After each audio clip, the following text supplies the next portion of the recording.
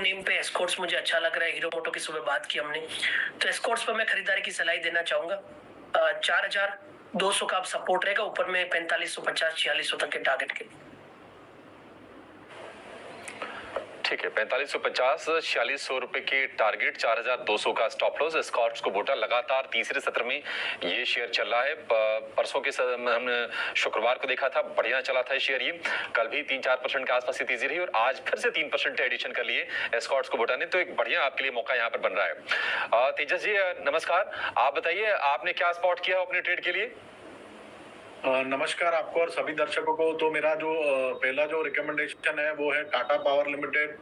Stock ने काफी अच्छे कंसोलिडेशन के बाद कल के सत्र में स्ट्रेंथ दिखाई थी और आज भी वो जो स्ट्रेंथ है टेक्निकली वो बरकरार रही है। तो टाटा पावर में आप खरीदारी कर सकते हैं करंट भाव पे डिप में। इसमें आपको स्टॉप लॉस लगाना है 439 का, पहला लक्ष्य रहेगा 470 का और दूसरा लक्ष्य रहेगा 485 का। इसके अलावा जो दूसरा स्टॉक मुझे पसंद है वो बैंकिंग क्षेत्र से है। Banking as a sector last week हमने फ्राइडे के सेशन में एक फ्रेश ब्रेकआउट दिया था जब बैंक निफ्टी ने इसका previous all time high level निकाला था तभी। तो एक्सिस बैंक मेरा प्रेफर्ड पिक है। तो एक्सिस बैंक देखेंगे तो वो भी एक अच्छे खासे कंसोलिडेशन के बाद रिसेंटली ब्रेकआउट दिया था। 2-4 दिनों से स्टॉक थोड़ा साइडवेज कंसोलिडेशन मोड में है, बट मेरे हिसाब से रिस्क रिवॉर्ड काफी फेवरेबल है लॉन्ग पोजीशन बनाने के लिए। तो एक्सिस बैंक में आप करंट भाव पे डिप में खरीदारी कर सकते हैं। इसमें आपको स्टॉप लॉस लगाना है 1199 का, पहला लक्ष्य रहेगा 1295 का और दूसरा लक्ष्य रहेगा 1340 का और time horizon will be 8 to 10 days. ठीक है, 1190 का इसमें स्टॉप लॉस आपको लगा के चलना है एक्सिस बैंक में।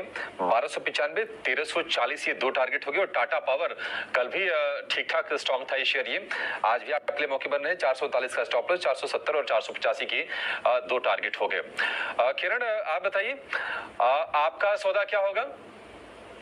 सो ओवरऑल अगर आप मार्केट देखें तो जिस तरह से ओपन हुआ है, कहीं ना कहीं मेटल सेक्टर के अंदर काफी एक हमें अच्छी पोजीशनिंग देखने को मिल रही है।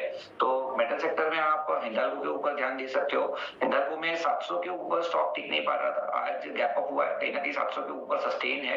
तो मेरे हिसाब से हिंडाल्को के अंदर ध्यान देना चाहिए करंट मार्केट प्राइस से। तो अगर 700 के ऊपर 10 बजे तक भी टिक गया तो there are very good chances कि हम ऊपर में 720 730 तक की एक रेंज ओपन होती हुई देख सकते हैं जो 1 से 2 दिन में आ सकती है। सो हिंडाल्को के ऊपर लॉन्ग जा सकते हैं। जो स्टॉप लॉस रखना है वो 690 का रखना है और ऊपर में 720 730 तक के टारगेट एक्सपेक्ट कर सकते हैं।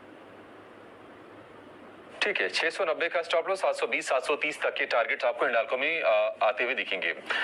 इस बीच अगर मेटल की ही बात करें, टाटा स्टील है 2% ऊपर और वॉल्यूम बहुत तगड़े हैं टाटा स्टील में जो शुरुआती जो हम देख रहे हैं। इसके अलावा भी करीब 22 लाख शेयरों की एक ब्लॉक डील भी हुई है टाटा स्टील में। टाटा स्टील पर चंदन जी कोई ट्रेड नहीं बन रहा है क्या फिलहाल? स्टील की बात करें तो देखिए कहीं ना कहीं बॉटम बन रहा है, हालांकि अंडर परफॉर्मेंस काउंटर रहा है, उतना कन्विक्शन नहीं होगा, बट स्विंग का कन्विक्शन तो है, शॉर्ट कवरिंग का कन्विक्शन है। मेरा मानना है कि 154 के सपोर्ट से एक बार 162 165 के बाउंस को प्ले करना चाहिए।